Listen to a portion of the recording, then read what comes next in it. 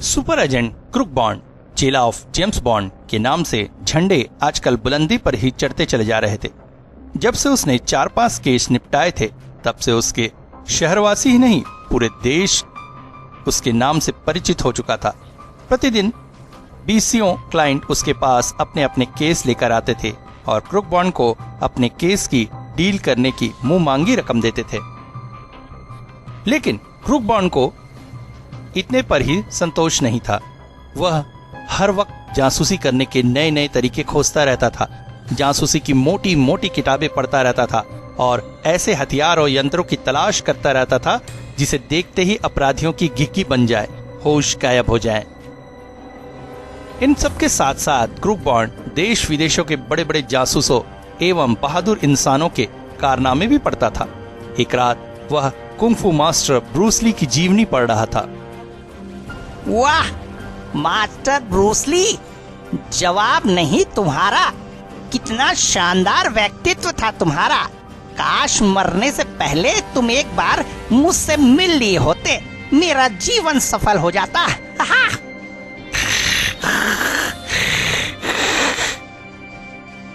आधी रात गए। काफी रात हो गई है, अब मुझे सो जाना चाहिए, फिर सुबह जल्दी भी उठना है। परंतु क्या इस भैंस के खर्राटों के बस्ते में सो पाऊंगा? ओहो, आज तो बाहर लॉन में ही बिस्तर लगाना होगा। चल भाई क्रुक बॉन्ड, बाहर तेरी किस्मत में तो हर समय भार झोंकना ही लिखा है, वरना आरामदायक बिस्तर को छोड़कर तुझे घास पर क्यों सोना पड़ता?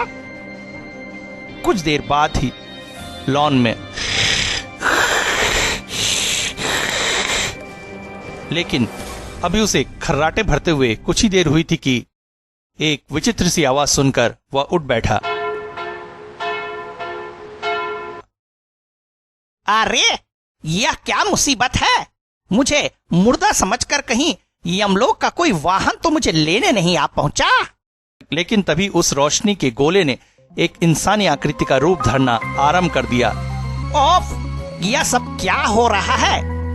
यह कोई भूतिया चक्कर तो नहीं? क्रुक बॉन्ड अभी कुछ समझ भी नहीं पाया था कि उस चक्करदार आकृति ने एक इंसान का रूप धारण कर लिया। कुंग-फू मास्टर ब्रूस ली, कहीं मैं कोई सपना तो नहीं देख रहा? आश्चर्य मत करो मिस्टर क्रुक बॉन्ड, तुम सपना नहीं बल्कि हकीकत देख रहे हो। मैं कुंग-फू मास्टर ब्रूस ली ही हूँ। लेकिन यह कैसे संभव हो सकता है? यह तो सारी दुनिया जानती है कि रहस्यपूर्ण हालतों में तुम्हारी मृत्यु हुई थी। सारी दुनिया के साथ साथ तुमने भी ठीक सुना है मिस्टर क्रुक बॉन्ड, मैं जीता जागता ब्रूस ली नहीं बल्कि उसकी आत्मा हूँ। क्या कहा? आत्मा? हाँ, आत्मा। और मैं जब चाहे जैसे शरीर धारण करने में समर्थ हूँ। यही कारण है इस समय मैं तुम्हारे सामने सशरीर खड़ा हूँ। विश्वास नहीं होता। खैर, यहाँ आने का कारण? कमाल है, तुम ही तो मुझसे मिलना चाहते थे। मैं?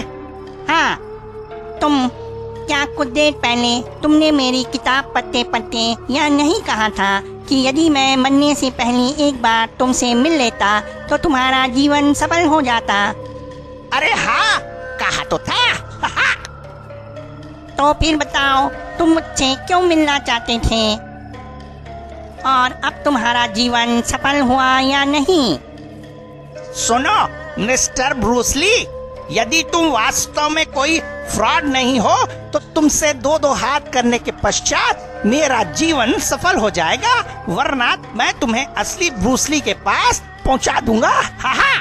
यानी कि तुम मुझसे लड़ना चाहते हो ताकि मेरी असलियत की परीक्षा हो सके? बिल्कुल, मैं तुम्हारा बड़ा नाम सुना है। यदि तुम वास्तव में ब्रूस ली की आत्मा हो तो तुम्हारा कुंग-फू के जौहर मुझे अवश्य देखने मिलेगा, वरना क्यों बेकार में अपनी हड्डी पतली तुड़वाना चाहते हो मिस्टर क्रुक बॉन्ड? मैं तो तुम्हारे पास मित्रता के नाते आया था। यदि तुम ब्रूसली हो तो मैं भी चेला ऑफ जेम्स बॉन्ड हूँ मिस्टर।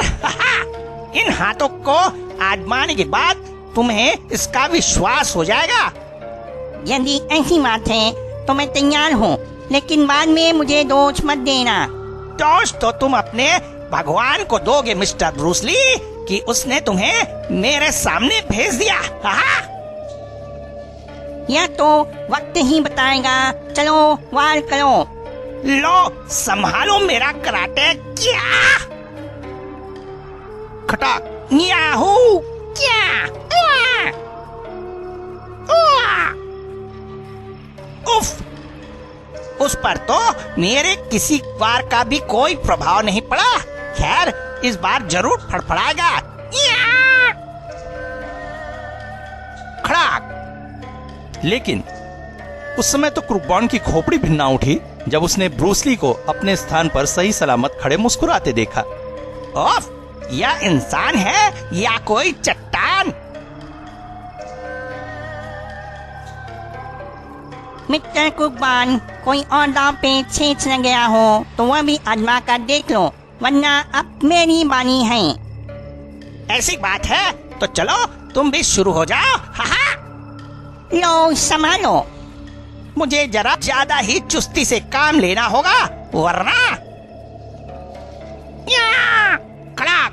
उफ, अंत में हाय, वह तो किसी अरने भैंसे के समान दौड़ा चला आ रहा है। अब क्या करूं? मुझे तो खड़ा होने में भी शक्ति नहीं रही। आहा! तभी ब्रूसली स्प्रिंग की तरह भयानक ढंग से हवा में उछला और ताई री दैया, मैं मरा। हाय! धरती पर गिरने के साथ ही क्रूक बॉन्ड के तो होश गुम हो गए, लेकिन उसकी चीख सुनकर वे शायद उसके माँ बाप और भाई हैं। मुझे गायब हो जाना चाहिए। हाय, मेरी बेटी को क्या हुआ? क्या हुआ अनोखे बेटे? बॉन्ड भैया, क्या हुआ? कुछ देर बाद क्रूक बॉन्ड के होश दुरुस्त हुए। बॉन्ड भैया, तुम ठीक तो हो ना? क्या हुआ था तुम्हें बेटे? क्या कोई भयानक सपना देखा था? ओह, वह कहाँ गया? तुम इधर उधर क्या देख रहे हो बेटा? क्या हुआ था तुम्हें? मुझे कुछ नहीं हुआ माँ। आप लोग नाहक ही मेरे लिए परेशान हो रहे हो। हा। फिर तुम चीखे क्यों थे? शायद मैंने कोई भयानक सपना देखा था। मैं 1000 दफा तुमसे कहा कि तू रात को अकेले बाहर मत सोया कर, लेकिन तेरे कान में जू तक नहीं रेंगती। चल बिस्तर उठा और भीतर चल। जी बापू। सुनो मोटू, तुम इससे भीतर कमरे में ले जाओ और अब इसे बाहर मत निकलने देना। जी फूफा जी। कमबख्त ने सारी नींद हराम करके रख दी, अब तो शायद ही नींद आए। छोड़िए दी, बच्चा है, बच्चे गलती करते ही हैं। कल मैं उसे फिर समझा दूंगी। अपने कमरे में पहुंचकर, बॉन्ड भैया एक बात पूछूं? बिल्कुल नहीं, कुछ मत पूछना, बस चुपचाप सो जा और मुझे सोने दे। हा। तब बॉन्ड भैया अपने आप ही सब कुछ बता दो कि तुम चिल्लाए क्यों थे। तुम फूफा जी और बुआ जी को सपने की बात बताकर धोखा दे सकते हो, लेकिन मुझे नहीं। आखिर तुम्हारे साथ रहते रहते मैं भी थोड़ी सी जासूसी सीख गया हूँ। क्या सच? बिल्कुल। यह मोटू का बच्चा तो वास्तव में गधे के दिमाग को मात देने लगा है।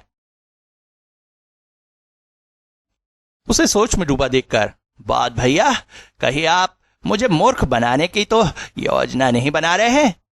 अरे नहीं मोटू, भला मैं बुद्धिमान और दूरदर्शी को मूर्ख बनाने की मूर्खता मैं कैसे कर सकता हूँ? हा। मैं तो यह सोच रहा था कि वह क्रूक बॉन्ड अभी अपनी बात पूरी भी नहीं कर पाया था कि तभी मिस्टर कुकमान, तुम ठीक हो ना? ओहो, ब्रूस ली अभी भी यहाँ मौजूद है। कौन? बात भैया, यह तुम्हें किसने संबोधित किया था? कहीं कोई भूत तो हमारे कमरे में नहीं घुसाया? बहादुर की तुम जरा चुप रहो। उसी समय ब्रूस ली सशरीर प्रकट हुआ। तुम अभी भी यहाँ मौजूद हो मिस्टर ब्रूस ली? हाँ, भला तुम्हारी खैरियत जाने बिना मैं कैसे जा सकता था? फिर यह जानना भी तो जरूरी था। तुम मुझसे 2-4 हाथ और करना चाहते हो या इतनी ही प्रैक्टिस काफी है? आए ब्रूस ली? तो ये साहब ब्रूस ली है, लेकिन यह तो कई माह हुए मर चुके हैं। वे यहाँ? मैं बिल्कुल ठीक हूँ मिस्टर ब्रूस ली, और आगे मुक्कालात करने का कोई भी इरादा नहीं है।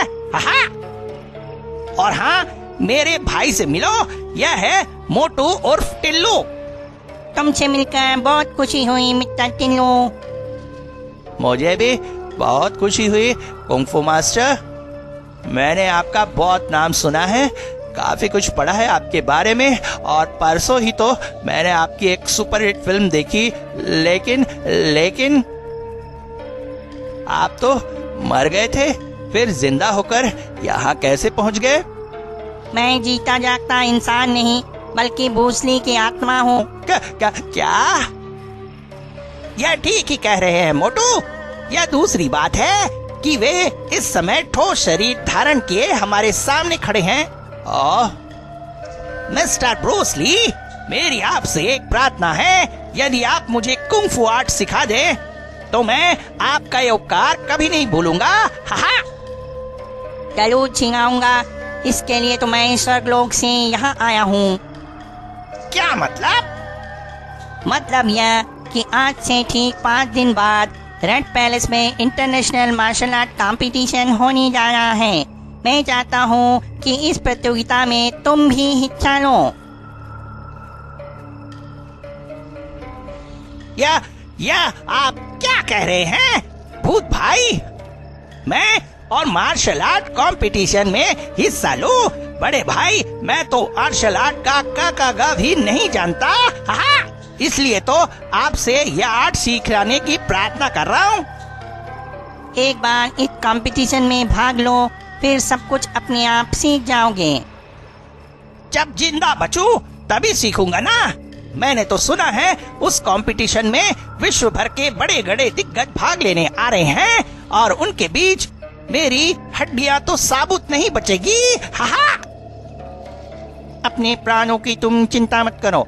मेरे रहते कोई भी तुम्हारा बाल बाका नहीं कर पाएगा, और यह भी तय है कि इस कंपटीशन के चैंपियन तुम ही बनोगे। बस तुम उस कंपटीशन में भाग लेने की सारी कागजी कार्यवाही पूरी कर लो। बड़े भाई, तुम्हारे 2-4 हाथ पैर खाकर मेरी तो हड्डियां अभी भी कीर्तन कर रही है। फिर सुनो मिस्टर कुकबॉन, यदि तुम वास्तव में मार्शल आर्ट सीखना चाहते हो तो तुम्हें उस कंपटीशन में भाग लेना ही होगा, वरना जिंदगी में तुम यह आर्ट कभी नहीं सीख पाओगे। फिर मैं तुम्हें इस बात का विश्वास दिला ही चुका हूँ कि तुम्हारी विपक्षी तुम्हारा कुछ नहीं बिगाड़ पाएंगे, और सारे कंपटीशन के विजेता भी तुम ही होगे।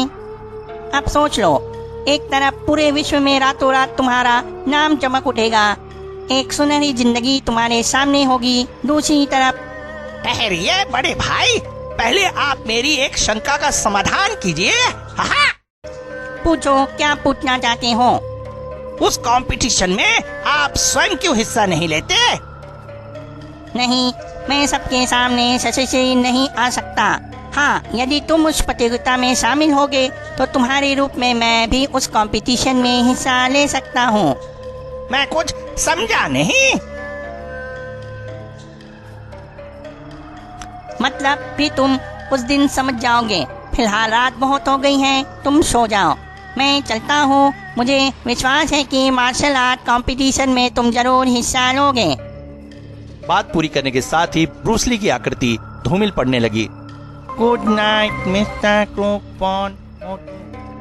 जब ब्रूस ली का अक्स हवा में विलीन हो गया यह सब क्या चक्कर है बॉन भैया? क्या यह वास्तव में ब्रूस ली की आत्मा थी? हाँ, और अब कोई और प्रश्न न करके चुपचाप सो जाओ। हाँ। लेकिन बॉन भैया, जैसे ब्रूस ली ने कहा, क्या तुम ऐसा करोगे? क्या तुम मार्शल आर्ट कंपटीशन में भाग लोगे? शायद। कहने के साथ ही क्रुक बॉन्ड आंखें बंद करके इस प्रकार खर्राटे भरने लगा मानो गहरी नींद में सो गया हो। ऑफ, मेरी तो कुछ समझ में नहीं आ रहा। आखिर ब्रूस ली की आत्मा बॉन भैया को ही उस कंपटीशन में क्यों उतारना चाहती है? इसके पीछे क्या उद्देश्य हो सकता है? जब मोटू के भेजे में कोई बात नहीं पड़ी तो वह भी बिस्तर पर पड़कर खर्राटे भरने लगा। अगले दिन सुबह जब क्रुक बॉन्ड की आंखें खुली, आए, यह ब्लैक बेल्ट और कागजात ये मेरे सिरहाने कहां से आ गए? अरे यह कागज कैसा? शायद कोई पत्र मालूम पड़ता है। वह वास्तव में ही एक पत्र था जिसे लिखा था, mister Crookborn, world martial art competition में अपना नाम लिखाने के लिए तुम्हें प्रमाण पत्र व ब्लैक बेल्ट की जरूरत पड़ेगी। इसलिए मैंने विशेष रूप से तुम्हारे लिए इन चीजों का प्रबंध किया है। बेशक प्रमाण पत्र आदि नकली है, लेकिन तुम्हें नामांकन पत्र दाखिल करने में कोई असुविधा नहीं होगी। से शुभ, तुम्हारा हितैषी ब्रूस ली। ओहो, तो यह ब्रूस ली भाई का काम है। अब तो दाल में ज्यादा ही काला मालूम पड़ता है। मुझे ब्रूस ली का उद्देश्य जानने के लिए इस कंपटीशन में भाग लेना होगा। हाँ।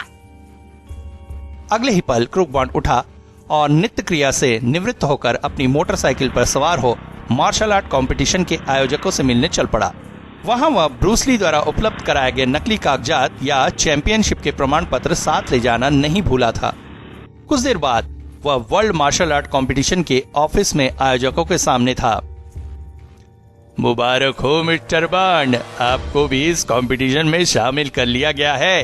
धन्यवाद श्रीमान। सच मानिए मिस्टर क्रुक बॉन्ड, हम सोच भी नहीं सकते थे कि हमारे देश में ब्लैक बेल्ट धारी भी हो सकता है। निसंदेह आपके पिछले प्रमाण पत्र कमाल के हैं। यदि आपने यह कंपटीशन भी जीत लिया तो देश को आप पर नाज होगा। इस दुनिया की नजर में हमारे देश का नाम ऊंचा होगा। धन्यवाद।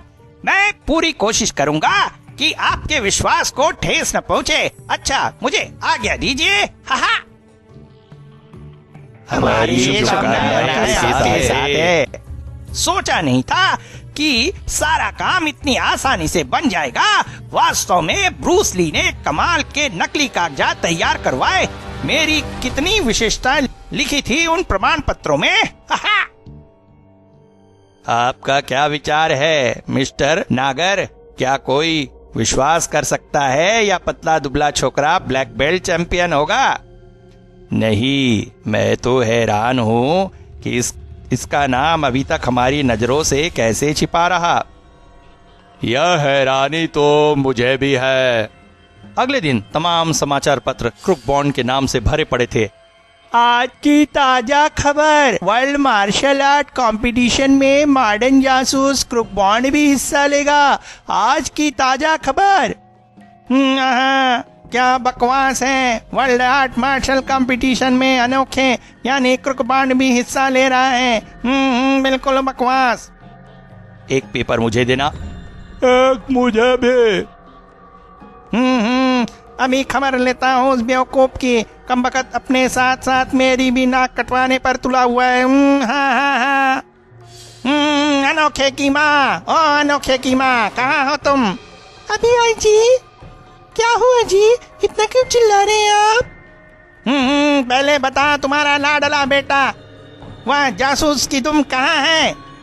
क्यों जी, ऐसा क्या किया है उसने जो आप उस पर इतना गर्व हो रहे हैं? या पूछो कि क्या नहीं किया उस नालायक ने। लो देख लो, तुम्हारे बेटे ने क्या शान से अपनी तस्वीर खिंचवाई है। हाँ। तस्वीर? आहा, कितनी सुंदर तस्वीर छपी मेरे बेटे की। क्यों जी, इस बार मेरे बेटे ने कौन सा महान कारनामा कर दिया है? किया नहीं है, बल्कि करने जा रहा है। और ऐसा महान कारनामा करने जा रहा है कि आज से ठीक 5वें रोज तुम्हें अखबारों में अपने लाडले की तस्वीर देखने को मिलेगी। क्या सच? बिल्कुल सच भगवान, लेकिन तस्वीर तुम्हारे जिंदा बेटे की नहीं बल्कि मुर्दा बेटे की होगी। यहाँ नहीं। क्या हुआ? अभी तो अपने बेटे की तस्वीर देखकर बड़ी खुश हो रही थी। मजाक छोड़िए जी और जल्दी से बताइए कि अनोखे ऐसा क्या करने जा रहा है जिससे उसकी जान पर बना सकते हैं। तो सुनो, वह अपनी हड्डी पसली तोड़वाने के लिए वर्ल्ड मार्शल आर्ट कंपटीशन में भाग लेने जा रहा है। हाँ, जबकि उस कंपटीशन में विश्व भर के चोटी के लड़ाके भाग लेने वाले हैं। अब तुम ही सोचो भगवान, वह जिंदा बचेगा या मरेगा? नहीं, मैं उसे किसी भी हाल में इस प्रतियोगिता में भाग लेने नहीं दूंगी। हाँ, वह तो बात की बात है। पहले अपने उस लाड़ेले को यहाँ बुलाओ तो सही, जरा मैं भी तो उससे पूछूं उसने कितना दूध घी पीकर ऐसा फैसला करने का साहस किया। तो मोटे के साथ बाहर लीजिए, वे आगे दोनों। आंटी, मम्मी, आओ बरकुरदार, मैं तुम्हारा ही इंतजार कर रहा था। ओहो, डैडी के इरादे कुछ नेक नहीं लगते, मुझे होशियारी से काम लेना होगा। हाँ। अगले पल, हुक्म कीजिए डैडी, आपका बेटा हर सेवा के लिए तैयार है। हुक्म के बच्चे, बताइए अखबार में क्या छपा है? क्या अब भी तू मेरी मूछें मुड़वाने के चक्कर में है? अरे रे डैडी, कॉलर तो छोड़ दीजिए, मेरा दम घुट रहा है। हाँ। सच सच बता, यह सब क्या चक्कर है और तेरा क्या इरादा है? मेरे इरादे बुलंद है डैडी, मैं उस कंपटीशन में अवश्य हिस्सा लूंगा और आप देखना, इस बार का चैंपियन मैं ही होऊंगा।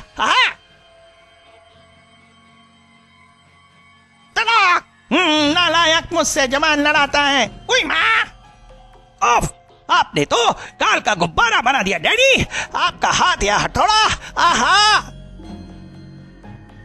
बदतमीज, एक हाथ और दूंगा तो तेरा चेहरे का भी चौबारा बन जाएगा। अरे अरे, ये क्या कर रहे हैं? क्या आप उसकी जान लेकर रहेंगे?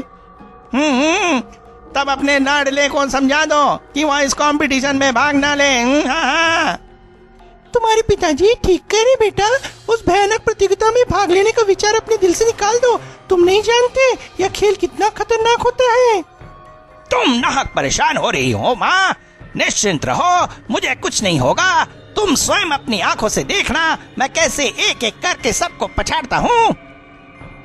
नहीं, तुम इस खतरनाक खेल में बिल्कुल भी हिस्सा नहीं लोगे। यदि तुम्हें कुछ हो गया तो मैं किसे अपना बेटा कहकर पुकारूंगी। हाँ, बहुत भैया, बुआ जी की बात मान जाओ। तुम चुप रहो मोटू के बच्चे, जानते नहीं बड़ों के बीच में बच्चे नहीं बोला करते। हाँ, यदि मुझे मुकाबले के दौरान कुछ हो गया तो तुम मोटू को ही अपना बेटा समझकर तसल्ली कर लेना। हाँ। क्या? अनोखे की माँ, ये ऐसे नहीं मानने वाला। ठहरो, मैं अभी इसकी अकल टिकाने लगाता हूँ। अरे बाप रे, लगता है कंपटीशन में तो हड्डियां बाद में टूटेंगी, बापू पहले मेरी हड्डियों का चूरा बना देंगे। हाँ। और वैसा हुआ भी। तड़ाक, उफ, धड़ाक, आए, बम, आ मारा गया। उफ, माँ बचाओ। जाएगा कहाँ बेटा? हाँ, तेरी माँ तो क्या, तेरा भगवान भी तुझे मेरे हाथों से नहीं बचा सकता। हाँ। क्रुकबॉन्ड ने अपने पिता के हाथों से बचने की काफी कोशिश की, लेकिन बच नहीं पाया। बोल तो मेरी बात मानेगा या नहीं? ठड़ाक ठड़ाक, उफ, नहीं। तुम तो ले और मार खा। उफ, अब तो मार से बचने का एक ही उपाय है, मैं बेहोश हो जाऊं। और अगले ही पल, अबे कम बकत, उठ।